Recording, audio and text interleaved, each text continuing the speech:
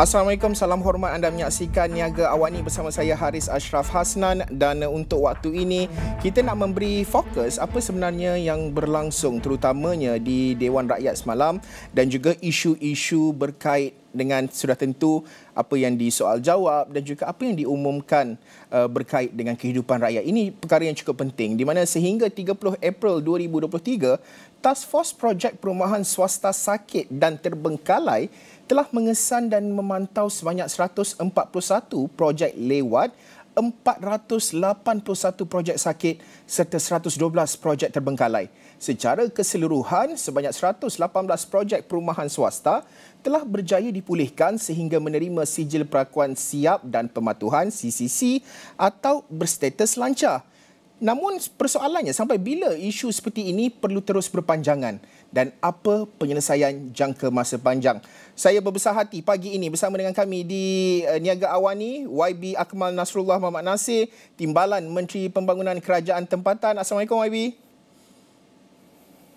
Waalaikumsalam Ashraf. Apa khabar? YB, terima kasih sudi bersama dengan Niaga Awani. Pertama sekali, tahniah diucapkan kepada KPKT kerana berjaya memulihkan sejumlah besar projek perumahan sakit dan terbengkalai. Namun persoalannya di sini, apa isu yang menyebabkan projek-projek ini terbengkalai, YB? Okey, baik. Sebagai latar belakang, apabila YB Menteri memberikan kepercayaan kepada saya untuk mengemudi Task Force Projek Perumahan Sakit dan Terbengkalai ini, kita menetapkan 4 fokus. Pertama, kita tengok sudut tracking iaitu pengesanan. Kedua, resolve penyelesaian. Ketiga, preventif ataupun untuk mengekang daripada berulang. Dan keempat, forward modelling ataupun langkah model ke hadapan. Cuma dalam soal tracking tadi, bila kita zoom in into setiap permasalahan yang berlaku, maka kita mula memahami dari sudut bagaimana untuk membezakan masalah-masalah yang timbul. Sudah pasti perkara yang paling sukar untuk diatasi adalah kemampuan pemaju itu sendiri. Bila kita sebut soal kemampuan pemaju, mungkin dari segi kewangannya, dari segi bagaimana dia menguruskan projek, kerana bila kita sebut sektor perumahan, sektor pembinaan, mereka ini bukan hanya membina sahaja. Kalau dalam industri perumahan, mereka akan berdepan soal tanah, mereka akan berdepan dengan tuntutan kerajaan tempatan, agensi, mungkin syarikat utility, ataupun daripada sudut kewangan, daripada bagaimana mereka menguruskan kewangan mereka. Jadi memang itu masalah yang kita hadapi. Namun bila kita tracking dengan lebih mendalam, maka kita dapat juga bezakan masalah yang timbul. Contohnya, bulan lepas bila kita umumkan bahawa daripada jumlah projek yang sakit ini, kita dapati ada lebih kurang 44 projek yang bermasalah kerana menghadapi cabaran dengan syarikat utility TNB. Bukan kita nak cari kesalahan, tetapi bagaimana kita nak selesaikan. Maka pihak task force panggil, berbincang dengan TNB, dan ada 22 projek yang itu kita berjaya selesaikan melalui hasil rundingan, dan yang lain itu kita akan susuli satu persatu. Sebab itu untuk bulan ini, dalam sidang media yang lepas, untuk masalah yang spesifik ini, bulan ini insya-Allah kita akan mengadakan rundingan dengan dengan Suruhanjaya Perkhidmatan Air Negara (SPAN) untuk berbincang masalah-masalah yang dihadapi bersama dengan IWK, JPP maupun syarikat bekalan air yang terletak di bawah kerajaan negeri. Dan kalau boleh saya terangkan sikit lagi, maksudnya bila kita dah tengok keseluruhan, cabaran yang kita hadapi juga sudah pasti tempoh PKP yang panjang tempoh hari, pemaju mendapat kesukaran untuk memulakan kembali projek, dan terakhir sekali bila kita memahami setiap projek yang berlaku, pandangan saya kita nak faham sama ada berlaku juga masalah sistemik, masalah dengan sistem itu sendiri. Sebab itu utility kita dah tengok satu persatu, tapi sekarang ini bila kami teliti sebagai contoh, semalam saya dedahkan bagaimana walaupun mungkin jumlah keseluruhan projek itu tidaklah sebesar di negeri-negeri yang lebih ramai populasinya, tetapi contohnya di negeri Kelantan, 50% projek yang ada, projek perumahan di Kelantan ini menghadapi masalah sama ada sakit ataupun lewat. Meaning that separuh daripada projek perumahan yang ada di Kelantan ini ada masalah. Jadi kami nak zoom in, nak masuk, nak memahami adakah ini kes-kes terpencil ataupun ada masalah sistemik yang kita perlu atasi. Ya, YB menyebut berkenaan dengan isu sistemik itu. Langkah ke hadapan KPKT dalam menangani isu ini. Mungkin sebab persoalannya sampai bila perlu intervensi KPKT dalam menyelesaikan masalah seperti ini, YB? Jadi kalau kita tengok, ialah apabila kita mempunyai konsep pembinaan dan kita kena pastikan pembinaan itu siap sampai penghujungnya, macam saya sebut di awal tadi, banyak touch points ataupun agensi berlainan yang terlibat dalam sektor pembinaan. Maka sebab itu daripada kita cuba selesaikan satu persatu, ketika ini komitmen task force adalah untuk membantu setiap pembeli yang menghadapi masalah. Jadi kita memang mencari jalan untuk selesaikan atau lancarkan projek perumahan yang mereka telah beli. Tetapi sebab itu kita juga tengok dari sudut masalah yang mungkin berbentuk sistemik tadi. Maka bagi kaedah yang kita tengah laksanakan ini, hasil sebagai contoh libat urus dengan syarikat TNB, kita juga memberi pandangan apa masalah yang berlaku, kenapa adakah ini masalah komunikasi. Kadang-kadang perkara yang timbul itu adalah soal bagaimana antara maklumat yang ditetapkan itu bila tidak dipatuhi, maka mengambil masa pula untuk diadakan semula runding dan sebagainya, dalam keadaan setiap saat ataupun hari dalam sektor perumahan ini merupakan satu kos, sama ada kepada pemaju ataupun kepada pembeli. Jadi kalau tanya saya Ashraf, memang sebenarnya bukan satu jawapan soalan nampak mudah, tapi jawapan itu realitinya sektor pembinaan ini sangat dinamik dan peranan KPKT ini adalah dari semasa ke semasa untuk terus memantau dan memastikan industri ini kekal sihat ataupun memberi manfaat kepada rakyat ataupun pembeli. YB menyebut berkenaan dengan memberi manfaat kepada rakyat. Pengarah kajian KRI Dr. Suraya Ismail sebelum ini menegaskan pihak pemaju perlu lebih bertanggungjawab dan tidak meletakkan risiko ke atas tangan pembeli sepenuhnya. Dengan sistem jual dan baru bina, pemaju meletakkan all the commercial risk ini kepada pembeli. Komen YB berkenaan dengan cadangan ini? Komen saya, Ashraf, kalau saya meletakkan dalam posisi macam Dr. Suraya dan kami juga ada lakukan libat urus sebelum ini, memang dari segi ideanya mungkin kita lihat mungkinlah dapat mengurangkan masalah yang dihadapi ketika ini. Tetapi pada masa yang sama, kita juga kena teliti cabaran-cabaran yang lain. Apabila bila saya bercakap soal projek sakit dan terbengkalai, kita belum sentuh lagi soal adakah rakyat mampu memiliki rumah itu sendiri. Bagaimana pula dengan kosnya. Jadi cabarannya apabila kita mula bercakap soal BTS ni, build and sell ini, maka akan ada juga menimbulkan keresahan di kalangan dalam industri ini dan juga mungkin yang dikatakan akan menaikkan harga dan sebagainya. Cuma dalam soal poin yang disebut soal risiko, kita kena akui bahawa memang terdapat risiko yang Dr. Suraya sebut risiko komersial.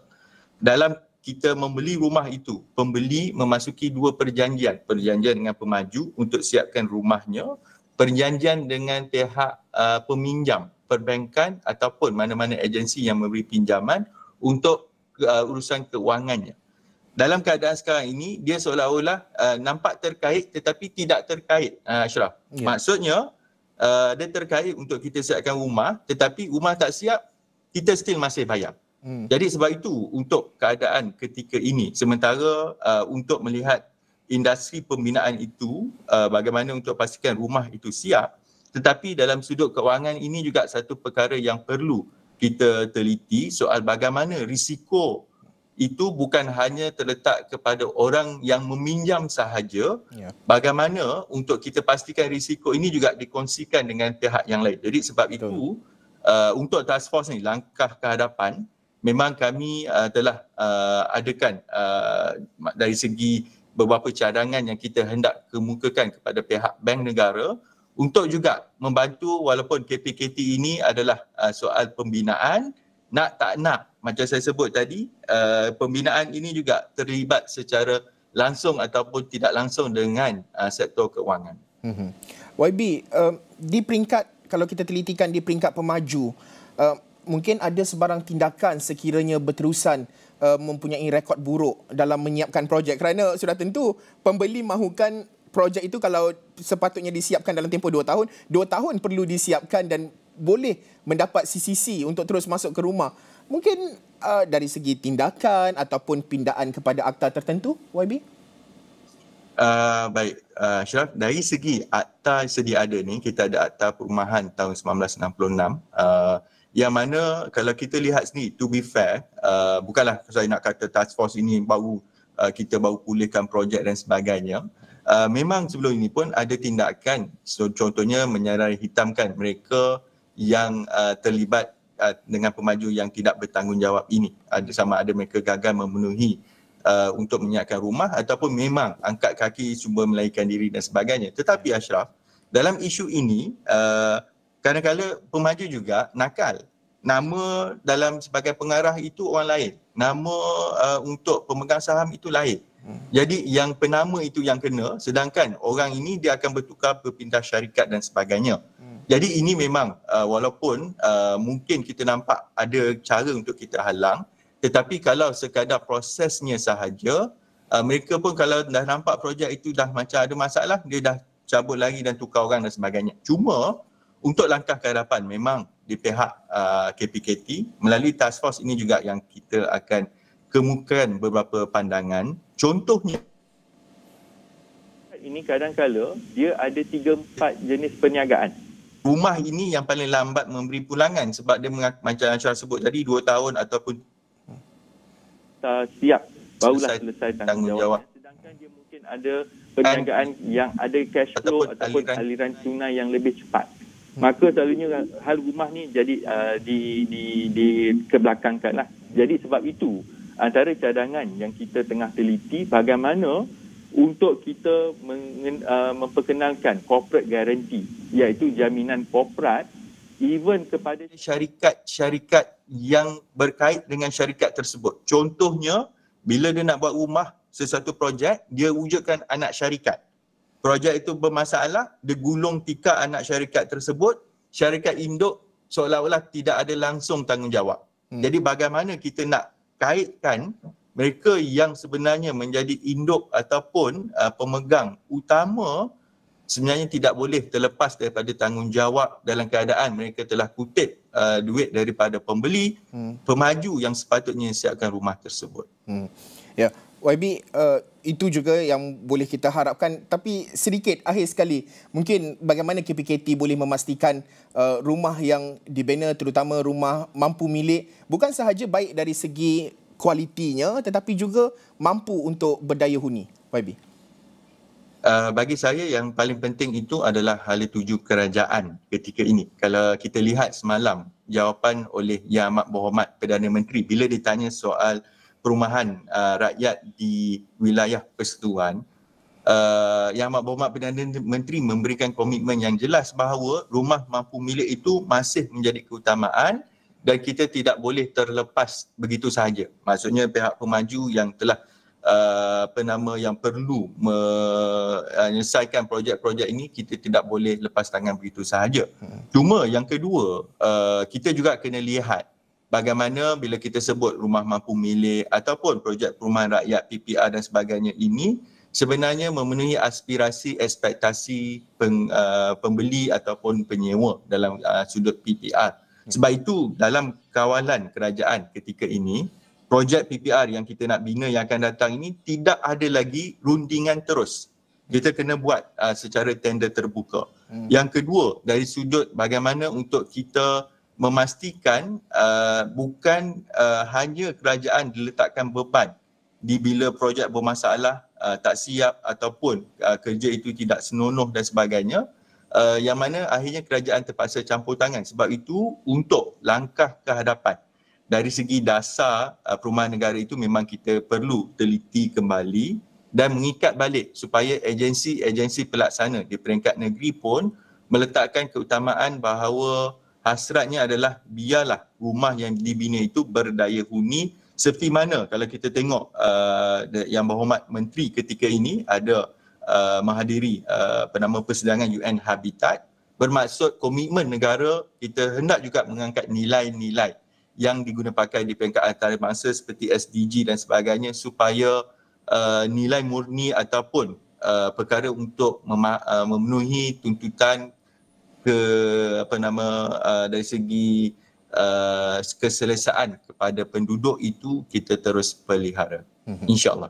Baik, terima kasih YB Akmal Nasrullah Muhammad Nasir, Timbalan Menteri Pembangunan Kerajaan Tempatan KPKT, berkongsi pandangan dan juga cetusan idea melihat kepada kehadapan kepada dasar perumahan negara. Terima kasih sekali lagi YB.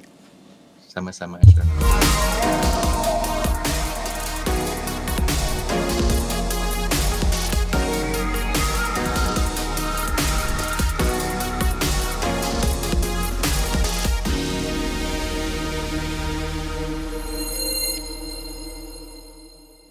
Ancaman perubahan iklim dan komplikasi yang timbul daripada peningkatan pembandaran menawarkan peluang besar untuk pertumbuhan industri baharu. Menurut Menteri Besar Selangor, Datuk Seri Amiruddin Syari, inisiatif 5 tahun Selangor yang dinamakan Rancangan Selangor Pertama mewakili era pertumbuhan seterusnya bagi negeri itu. Inisiatif ini bertujuan memupuk kerjasama strategik antara kerajaan dan sektor swasta, memudahkan operasi perniagaan yang lebih lancar serta mewujudkan persekitaran memupuk kesawanan. The Selangor State Government under this administration fully acknowledge the threats posed by climate change, the complication arising from increased urbanization, public transportation and decent, affordable housing will need sustainable solutions. New industries and increased investment by government and the private sector will pave the way for new breed of small and medium enterprises in these sectors. New technology will provide increased job opportunities for entrepreneurs, merchants, farmers in higher technology for smart agriculture production, and importantly, better opportunities for women in the workplace. Beliau juga merujuk kepada kawasan pembangunan Sabak Bernam atau Sabda dalam usaha mengurangkan kebergantungan terhadap barang import untuk mengurus kesan faktor luaran yang membawa kepada inflasi dengan lebih baik. Amiruddin berkata demikian semasa berucap di Anugerah Penghargaan Pelabur Selangor pada Selasa. Antara pemenang untuk pelaburan tertinggi oleh syarikat domestik di negeri ini ialah Unit Supermax Corporation Berhad, Supermax Glove Manufacturing Sendirian Berhad, Unit Harta Liga Berhad, Harta Liga NGC Sendirian Berhad dan FGV IFFCO Sendirian Berhad yang merupakan usaha sama antara FGV Holdings Berhad dan IFFCO Holdings Limited. Pemenang dipilih berdasarkan projek pembuatan yang diluluskan Lembaga Pembangunan Pelaburan Malaysia di Selangor dari 2019 hingga 2022. Harta Lega NGC turut menggondol anugerah pencapaian khas untuk sebuah syarikat tempatan di Selangor. Okey, Niaga Awani, kita nak berhenti rehat seketika, bersambung semula selepas ini.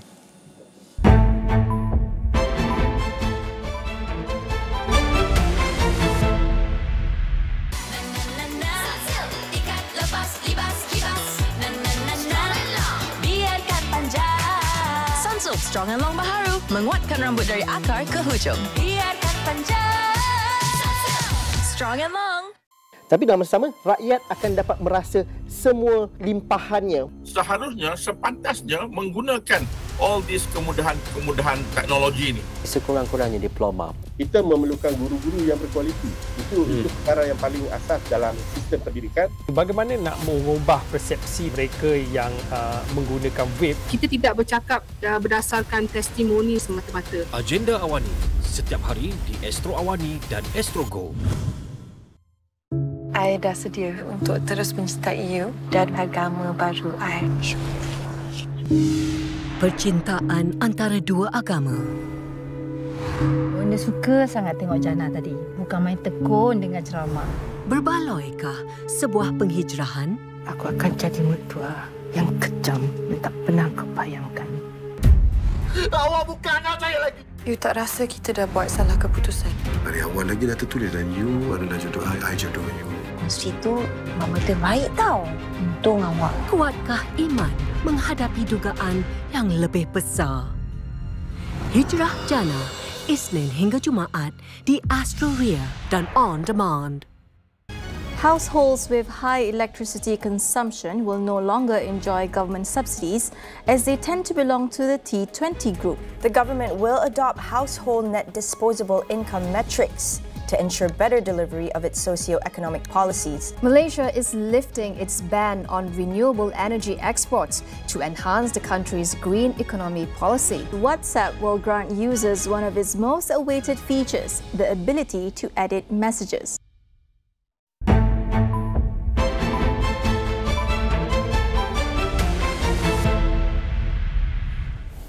Baik, bertemu kembali dalam Niaga Awani. Untuk waktu ini, saya nak membawa anda untuk meneliti kepada satu laporan yang diterbitkan oleh SME Bank berkaitan dengan indeks sentimen PKS untuk separuh pertama bagi tahun 2023. Ini penting untuk kita telitikan angka-angka dapatan daripada indeks sentimen PKS ini. Kerana kalau kita lihat secara keseluruhan, dari segi jangkaan terhadap persekitaran ekonomi, boleh dikatakan bahawa ada beberapa faktor yang mempengaruhi PKS ini, terutama dari segi persekitaran ekonomi, di mana daripada jumlah responden, lebih 700 responden yang dilakukan tinjauan yang dilakukan oleh SME Bank ini, 45% menyatakan bahawa kelembapan ekonomi ini sedikit sebanyak menjejaskan perniagaan mereka.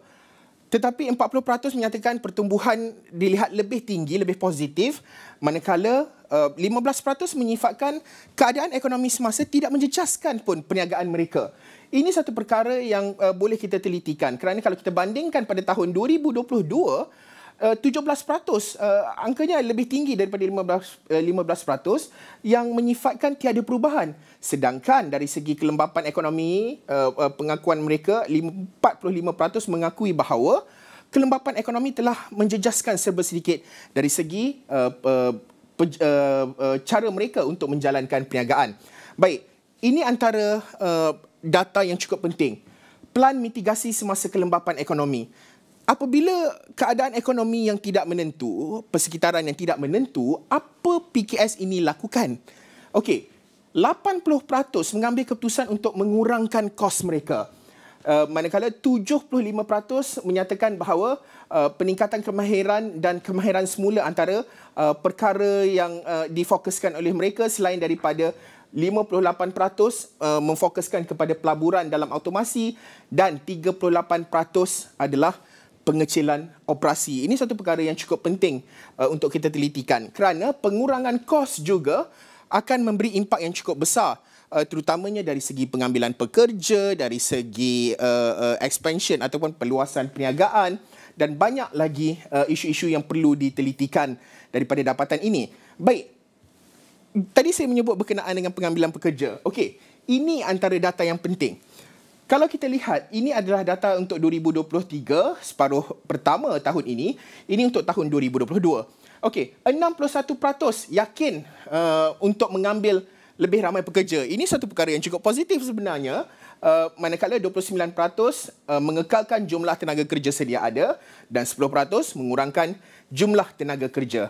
Dan akhir sekali, dari segi pembiayaan tambahan, 49% akan memfokuskan kepada modal kerja, 29% kepada pembelian mesin dan alatan, 10% pembelian kenderaan perdagangan, bangunan dan juga tanah.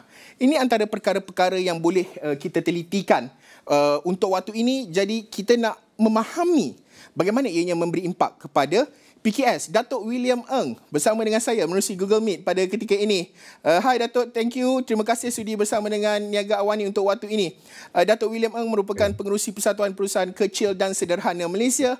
Datuk, mungkin reaksi Datuk lah awal melihat kepada keputusan kajian yang dilakukan oleh SME Bank ini. Mungkin penurunan sedikit dalam skor indeks sentimen PKS, tetapi ianya kekal kompetitif, dan juga SME Bank menyatakan bahawa usahawan PMKS ini kekal optimis dan juga berdaya saing.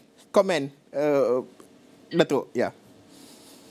Ya, terima kasih Haris. Saya ada baca laporan tinjauan oleh SME Bank ini. Sebenarnya amat menarik kita lihat ada penurunan sedikit dalam sentimen di kalangan PKS. Tapi kalau kita bandingkan apa yang kami fahami di peringkat akar umbi dan di antara ahli-ahli PKS kami, sentimen dari tinjauan SME Bank ini jauh lebih positif daripada apa yang kita fahami lah kan. Dikatakan turun sedikit tapi masih positif. Tapi apa yang kita rasai dan fahami di Barisan Hadapan cukup berbeza. Kita lihat ada penurunan dari segi permintaan yang agak ketara ketika ini.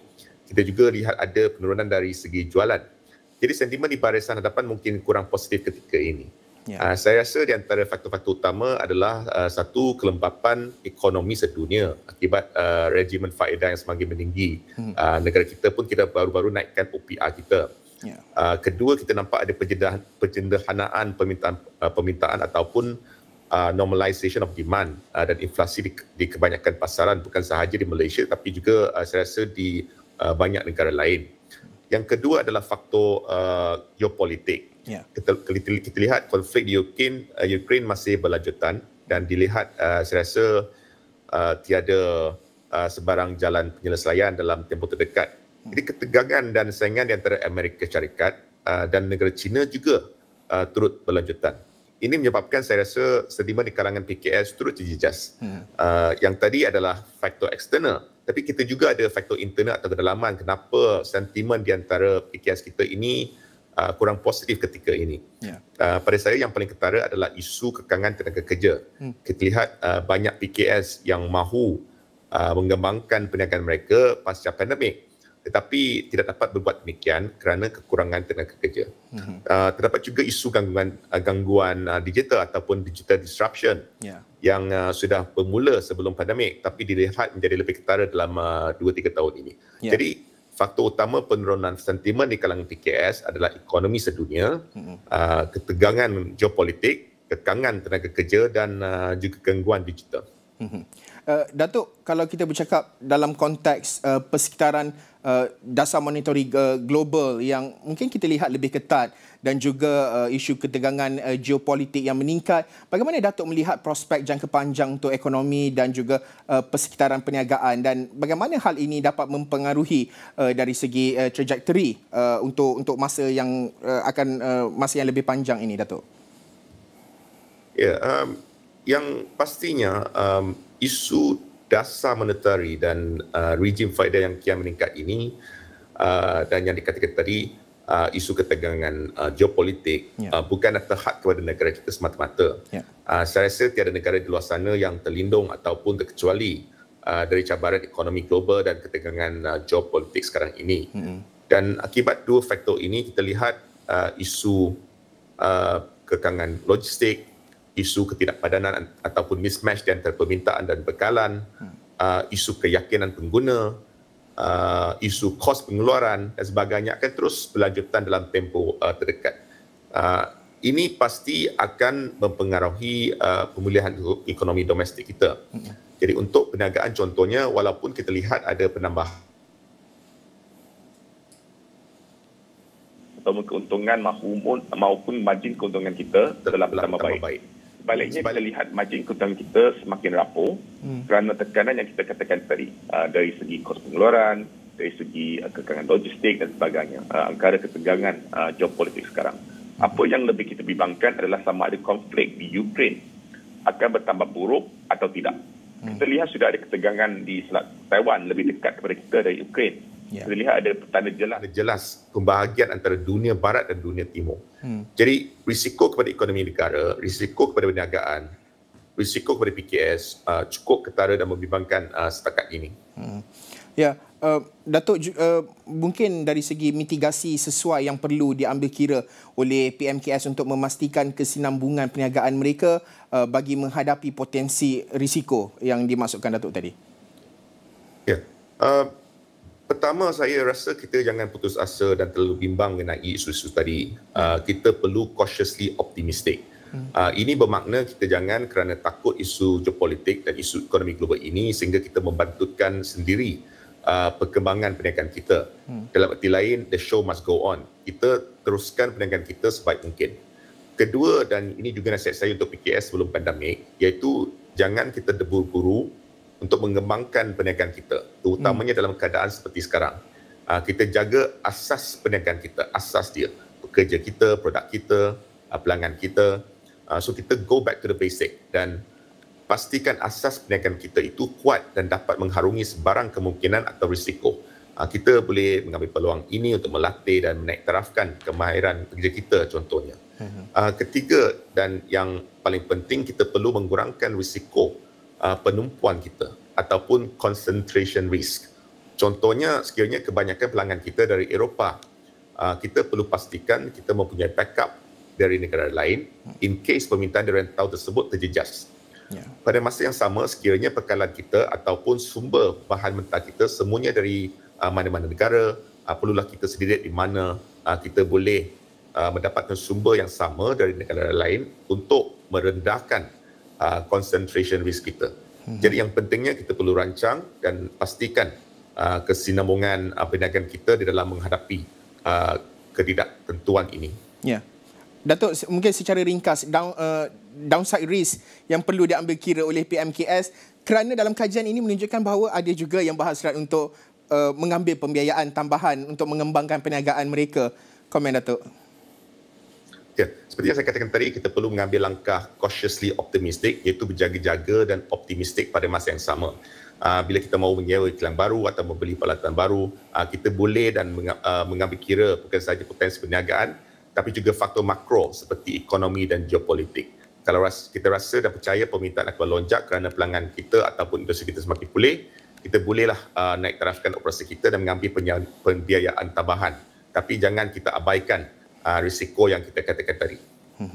Baik, terima kasih Datuk William Ng yang merupakan pengerusi Persatuan Perusahaan Kecil dan Sederhana Malaysia Sementa, berkongsi pandangan cetusan idea kepada PMKS yang di luar sana, terutama dalam kita mendepani cabaran yang tidak menentu pada ketika ini. Terima kasih sekali lagi, Datuk.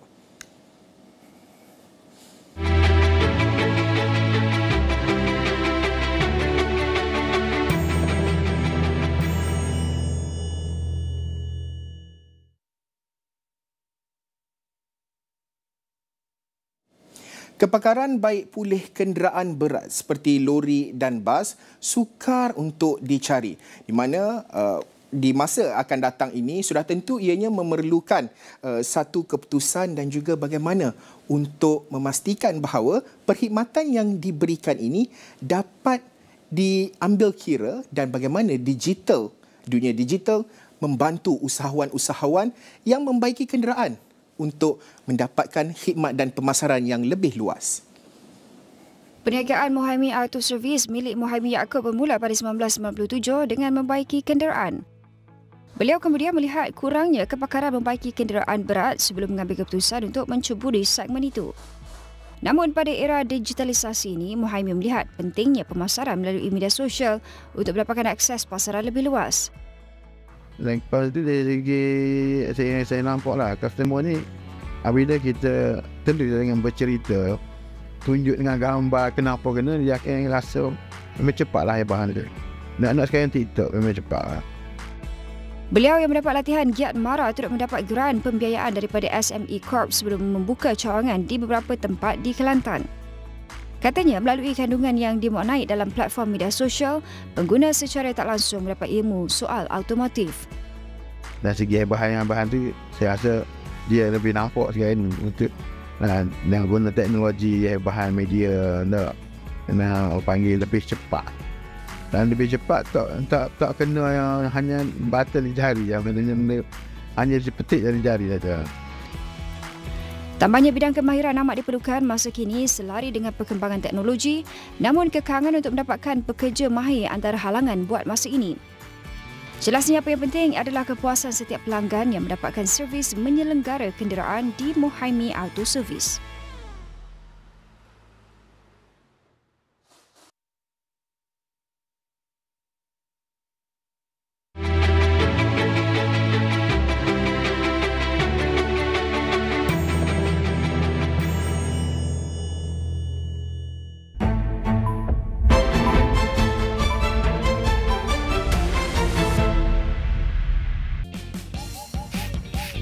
Itu bukan cara nak nyanyi, adik. Gillette Flexi Vibe, kepala fleksibel. Cukup sekali terus licin. Cukup sekali terus licin tak kecoh. Jilat Flexi Vibe. I can't believe the Astro Ultra Box got here so soon. Let's set it up, shall we? Love. Insert the Astro SIM card, plug in the Ultra Box, turn on the Ultra Box, connect to your home internet and activate and enjoy. And guess what? No more dish. Stream it all on the all-new Astro. Dah Ultra ke belum? Jodoh kita setakat ni je. Nekat mencari bahagia. Mang Man selama ni cintakan dia sepenuh hati. Buat dosa dengan usia bini orang pula. Mengata orang pun berdosa juga. Pasrah dengan ketentuannya. Assalamualaikum. Rindu dan insaf katnya. Dah sampai masanya Lea mulakan hidup baru. Sambung belajar ya. Hati saya dah mati dah. Abang akan lepaskan nak pergi. Andai itu takdirnya di Astro dan Astro Go. Saksikan bintang-bintang terulung sepak takraw mengejar kejuaraan. Ini milik kita. Sepak Takraw League Premier secara langsung di Astro Arena dan aplikasi Astro Go. Bagi membolehkan masyarakat memberikan pandangan berhubung cara tadbir urus negara yang baik. Yang lebih penting ialah bersemangat untuk membangunkan negara kita. Adalah untuk meningkatkan kualiti guru dari segi kelayakan akademik dan perkhidmatan pendidikan negara. Ia juga tidak lari daripada hasrat kami di peringkat KPM. Akan diputuskan dalam masa terdekat. Laksanakan secara bersasar berdasarkan jumlah penggunaan elektrik mengikut kediaman. Ikuti perkembangan terkini. Buletin Awani 12.30 hari.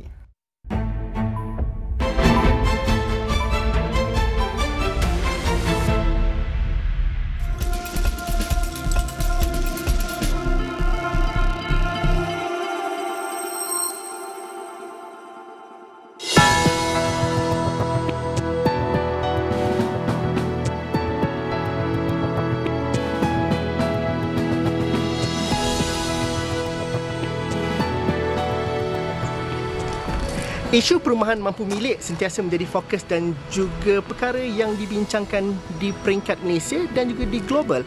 Di UN Habitat Assembly kali kedua yang dilakukan pada 5 hingga 9 hari bulan ini juga, hal berkaitan dengan perumahan adalah salah satu daripada tunjang kepada perbahasan dan juga perbincangan secara keseluruhannya selama 5 hari ini. Tapi projek Swiss Cube yang berada di belakang saya ini menarik perhatian kami kerana dianya bercerita mengenai bagaimana mencari solusi kepada hal-hal yang berkaitan dengan rumah mampu milik, bagaimana teknologi yang dikaitkan dengan kearifan lokal ataupun disesuaikan dengan budaya tempatan dan sekaligus dapat menyelesaikan beberapa masalah khususnya yang berkaitan dengan projek setinggan contohnya. Dan ini adalah projek yang dilakukan di Rwanda, sebuah negara yang mungkin baru kita lihat kepada bangkit daripada isu hal-hal yang berkaitan dengan peperangan, tetapi inilah yang berlaku di Rwanda dan saya ingin membual bersama Enrico Morello. Ini adalah salah satu daripada syarikat daripada Switzerland yang melakukan projek dan juga idea ini, di mana kalau dilihat daripada saiz rumahnya ringkas tetapi menarik, berbentuk cube tapi cukup sesuatu yang dikatakan bahawa mampu berdaya ni. Saya nak bersama dengan Enrico. Hi Enrico, thank you for being with us. Welcome. Thank you. Enrico, just do the house tour for this Swiss Cube for African. What the most interesting part for this house, and then tell us the big idea behind it.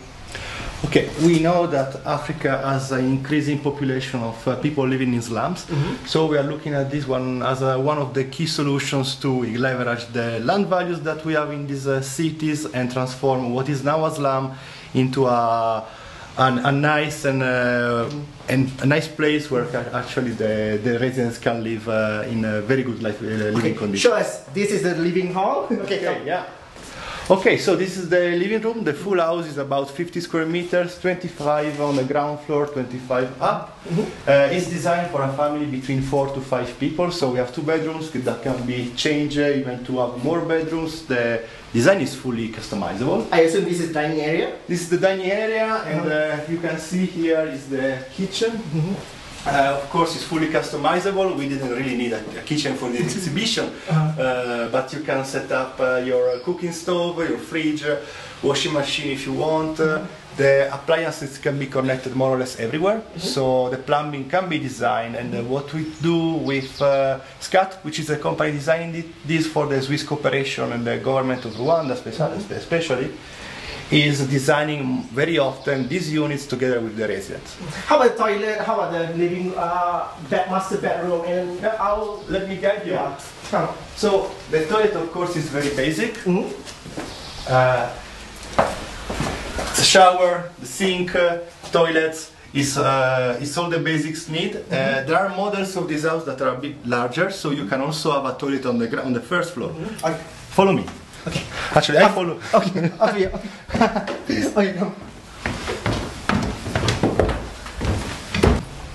Okay, like you mentioned, this is for the family of 4. Mostly, yes. Mostly, yes. So we have the 2 kids, and of course some space for wardrobe, for studying. Of course, they can use also the space below, and some storage space. And that's going to be the master bedroom. And then this is the master bedroom. Wow. Spacious. Of course, like as I was suggesting, this house can be extended. This means that you can have an extra room and even an extra toilet, still keeping these 2 rooms that you see here. So it can adapt also to growing families. You're saying about the material, but I would like to ask you about the floor mat and the material that we're using as a partition as well. Is it the same module that implement in Rwanda? In Rwanda, we tested different solutions. There is this one with timber. We decided to go with timber in this specific project here in Nairobi because it's faster. Okay. You don't need drying space, you don't need a lot of specialized workforce. But in Rwanda now we're building with Maxpan, which is a type of clay brick that you use also to do the slab. You can use also concrete or econ concrete. It's actually quite flexible. This is not just a module house, but it has been built at Rwanda for how many units? Now we are building with the city of Kigali the second batch of 3 blocks for an additional 100 units. So we can say that with government of Rwanda we built about 250 so far. 250 units. So we have rehoused at the slum area. Yes. So we have rehoused 250 households that were living in a slum and now living in a house like this. There are plans to increase and continue this project. So we will have 600 more by 2024. We are planning this with the city, and in the next few years we are planning to rehouse 6,000 families. And it has been commercialized at Rwanda, and the idea is there's a buy-in idea from the developer? We work in 2 ways. One is supporting the government in implementing this as an affordable or social housing solution, but we also support the private sector in replicating this as a more efficient model for their private projects. So yeah, the private sector like the idea, so right now they build more than 2,000 units just as part of private investment. When we're asking about, when talking about the affordable housing, yes, must be asking about how much the cost for this specific unit. If I need to tell you a cost, you can build any unit like this between 250 and 300 250 or 300 USD per square meter. Now, the way we are trying to do is not bring this full cost on the residents. They have the ownership of the land, so we are trying to use that as a collateral for contributing to the actual cost of the house. So in many cases you will see that the value of the house, the land they already own, is almost equivalent to the cost of the house. So we are able to rehouse them without a large investment from their side. Okay, cool. But how the most innovative part to make sure that we can, is it cost sustainable, and then as well, and then at the same time is a livable house for the people? Okay, it's a multi-layer approach. It starts. Can we go outside there? Because I can see that there's a certain machine that's quite interesting machine outside there. Okay. So actually, we can start from here. Okay. This is how you start producing the brick. Okay. That's the idea how we can make this cost effectively for... This project started in the rural areas where there was no power, very low skilled force. So the project designed this machine to actually produce good quality bricks. And that is the first step. Second step is actually to firing them with bio-waste. Okay. So you don't use toxic fuel, you just use bio-waste. So you can achieve to have a brick that is fired using a very low carbon content in fuels. And then you have good quality bricks. Okay. The brick itself, as you can see, it has holes in it. It's a cavity wall. It's a cavity brick. This improves the firing process, reduce the amount of fuel that is required, and allow you to use this specific type of brick in this type of cavity wall. This is a structural wall. You can have utilities inside. It generates insulation and allows you to go up with the number of floors, which in the growing city is also a very important need. So this is the wall is built basically. This structure contains some reinforcement, can contain the utilities, is reinforced on the corner. Because the affordable must be with a good quality of materials. And must be safe. And must be safe. We are building in Rwanda in an area that is also subject to earthquake. So the soil is subject to erosion, to landslides. So we need to build in a way that can be sustainable, but also that can be livable. Okay, back to the question. How to manage to have the affordable housing with an affordable price, with a livable space for the people? Okay, that is another step. How do you use this technology to design a good quality house that people like? As you saw from the example, actually this design was developed already in 2015, 2016 and was tested with communities, was tested with architects, engineers, with the final user. So there have been several levels of refinement until achieving a typology and a finishing that people may like. So as I was saying before, it's customizable. If you don't like the timber floor, or you think it's not the appropriate material for your region, for your country, then it can be replaced with different type of slabs. This type of structure can sustain different weight that can allow you to be quite flexible in the way you design it, your slab, your partition. Having concept, having the idea and design, it's quite considered it's good for the construction company and with the Swiss technology, but to implement on ground with a local council, with the funder, with the developer, and for the people as well, is another story. How do you manage to get the connecting dot between those two? That's a very, very good question. Actually, we have an ongoing partnership with the government at different levels. There is a partnership signed between the Swiss Corporation and the Ministry of Infrastructure at the central government level. We have another partnership with the city of Kigali, so local government, and we are in partnership with all local associations, so architects, engineers, masons, because in the end we design them, but someone needs to be able to build them.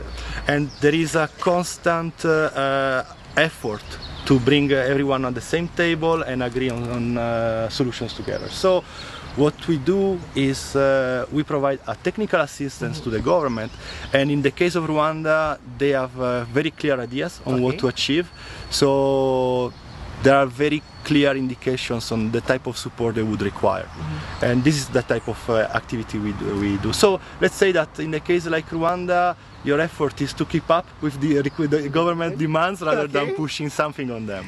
The biggest obstacle, the biggest challenge is to have this idea to be implemented, and in the end of the day, the biggest numbers of people that can own this kind of house.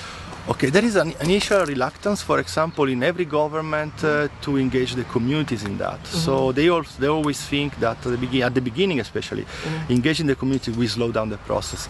This is partially true. There is a lot of energy to be put in engaging the communities, making their engagement relevant to the process, make them informed and contributing to it. What we observed, you can have a very slow start, but then the fact that you buy the respect and the trust of the community makes things much faster. This started with an individual building of 10 units 4 or 5 years ago. Now actually more people from the community are reaching to the local government to be part of the next phase of the process. So this is what we generated by demonstrating the efficacy of the process. Is it the same concept with the same ideas can be implemented to the other side of the world? You're having a vast experience at Southeast Asia. We're still facing, in Malaysia, you're still facing the right techniques to have the affordable housing with a livable quality and with the house. How do you experience, and is it possible to implement this kind of project at the country like Malaysia? There are two aspects to it. One is the technological aspects, the type of material, the technology you use to assemble it, the typology of the house. And it's there. And it's there. And actually we are receiving in this type of event, but also Urban Forum, in last two actually, we received quite a lot of attention from different parts of the world. Local governments and private sector from South America was extremely interested in the typology. We know that they also have quite a big problem with slums and upgrading. Southeast Asia the same. So I would say that the typology, the material, with locally based adaptation is achievable.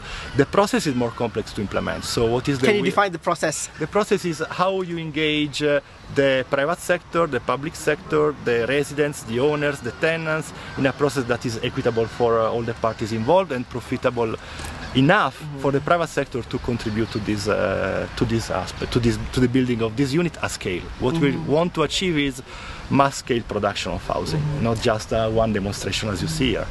After all, the ideas of having the affordable housing with a livable quality is not possible if there's interaction between the developer, the conceptual person and experts like you with a developer. How you can ensure that that's a key. If there's any collaboration, the good collaboration can be happen. And the other aspects that many people often forget is that it's not just about housing, it's about neighborhood. It's about where people live, what are the facilities they can access to, what is the transport services that they can have to access the work, how much employment opportunities they have where they live. So I'm a planner by training, so I start from the larger scale and then I go down towards the architectural aspects. I would say that is an important aspect of this is how the government wants to be part or guide or play a role in this process, because in the end the private sector we know will always try to achieve the maximum margins. At the same time, public sector needs to provide the affordable solution. The residents are always often caught in between. I guess that a balanced solution is achievable, but the process needs to be, I would say, guided properly. Oh, one more question. How you take the consideration of the culture, of the lifestyle for the people in the slum area to be transformed to this house? Because definitely they have their own culture, their own preference by their housing, but how do you make sure that there's transformation of culture, transformation of their lifestyle to have and own this house? This is another very good question. Okay, there are several aspects to it. We need to consider that we have a rural population that is moving towards urban population. They are used to use charcoal to cook outside. They might have animals. They live on very small, unhealthy ground floor houses. So this is definitely a transition for them. One aspect is guiding this transition through design. So we allow for a backyard and front yard in the design, which is very important in the Rwandan culture, for example.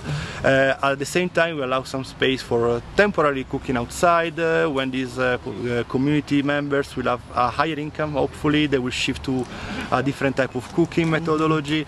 At the same time, when these people move in this kind of house for the first time, we support with some, I would say, training on the way they should use this house. We have stairs, we have windows, we have a different type of equipment.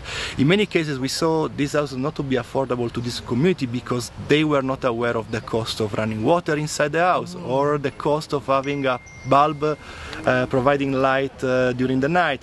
So even informing them about the different costs of living in an urban environment is extremely important. And then The other element we saw is that at the beginning people are reluctant into going in an apartment type or in a row housing like this.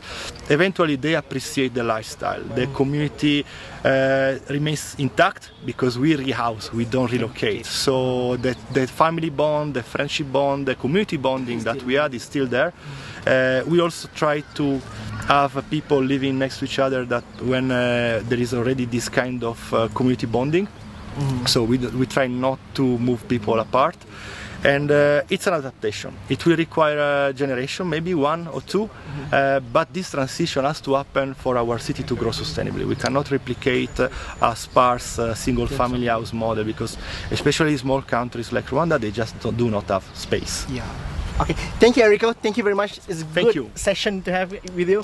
Dan ini saya rasa cukup menarik kerana memberikan perspektif yang lebih luas mengenai kemampuan ataupun rumah mampu milik. Kerana yang pastinya rumah mampu milik mungkin boleh dibina dengan pembiayaan tertentu pada harga tertentu. Tapi akhirnya persoalannya bagaimanakah ianya mampu berdaya huni, mampu memberikan kualiti hidup yang sempurna ataupun yang lebih baik kepada mereka yang memiliki rumah mampu milik ini. Ini satu persoalan untuk kita di Malaysia. Sejauh manakah kualiti rumah mampu milik di Malaysia diberikan sewajarnya kepada mereka yang membeli, ataupun adakah ianya sekadar separuh masak, ataupun adakah ianya menggunakan teknologi yang baik. Kerana kalau rumah seperti ini menggunakan teknologi tempatan yang dapat mengurangkan kos, tidak bergantung kepada supply chain yang begitu meluas dan juga begitu mahal dan susah dikawal, tapi dalam masa yang sama mengadaptasi teknologi yang baik untuk penduduk di dalam rumah ini. Seperti contohnya Swiss Cube ini dijana kuasanya dengan menggunakan teknologi solar. Satu perkara yang berlaku di Rwanda. Mungkin idea yang terbaik bukan sahaja berada di negara-negara maju, tapi negara-negara yang membangun seperti di Rwanda ini.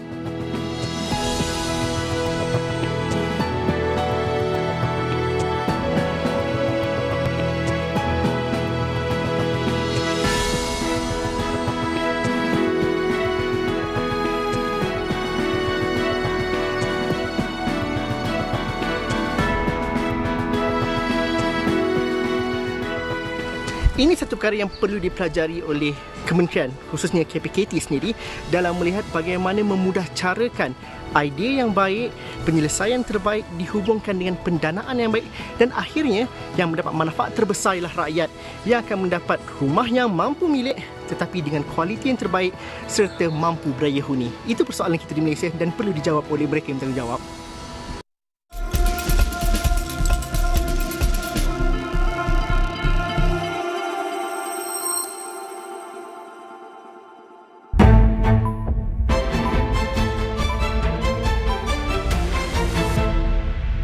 SME oleh Astro Awani kembali lagi, dan kali ini kami akan bertemu anda di